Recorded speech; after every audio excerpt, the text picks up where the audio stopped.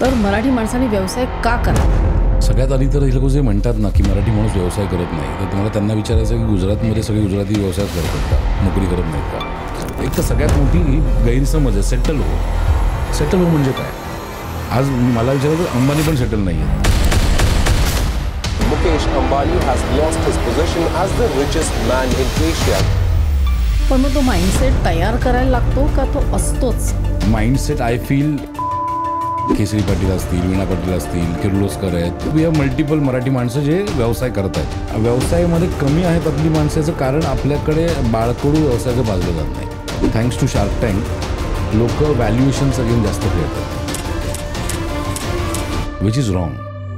Graduate झाल्यावर जेव्हा आपण निर्णय घेतो की नोकरी करायची की व्यवसाय, तेव्हा असे कोणते 3 गुण आवश्यक आहेत की ते माझ्यात आहेत तर मी व्यवसाय करू शकतो? सगळ्यात पहिले तर दुसरं आर्यो आणि थर्ड कर्जाची भीती वाटते का मराठी लोकांना?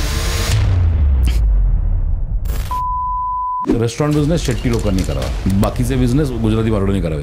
जर तसं असतं की व्यवसाय हा एका कम्युनिटीशी निगडीत असता तर मग एकाच घरातला भाऊ भारतातला किंवा एशियातला सगळ्यात श्रीमंत व्यक्ती आणि त्याचा सख्खा भाऊ हा कर्जात बुडालेला नसता ना.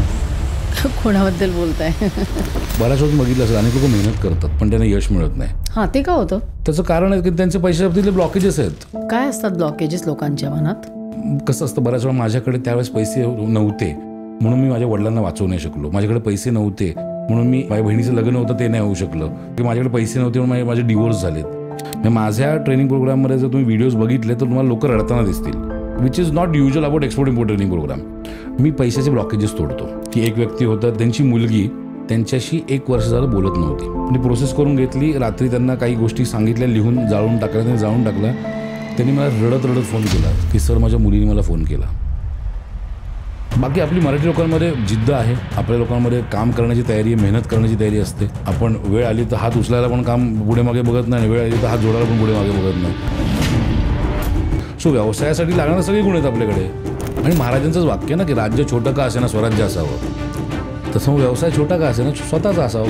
वडापावची गाडी टाका, सुरुवात त्यातनं करा. चित्रपटांमध्ये कधीही हिरो गरीब दाखवला जातो आणि विलन श्रीमंत दाखवला जातो. तो एक माइंडसेट कुठेतरी नोईंगली और अननोईंगली आपल्यावरती संस्कार होतात की जर श्रीमंत असेल तर you need to be bad. मला असं विचारायचं आहे की अशा कुठल्या गोष्टी आहेत मराठी लोकांमध्ये की ज्या त्यांनी बदलायला हव्यात?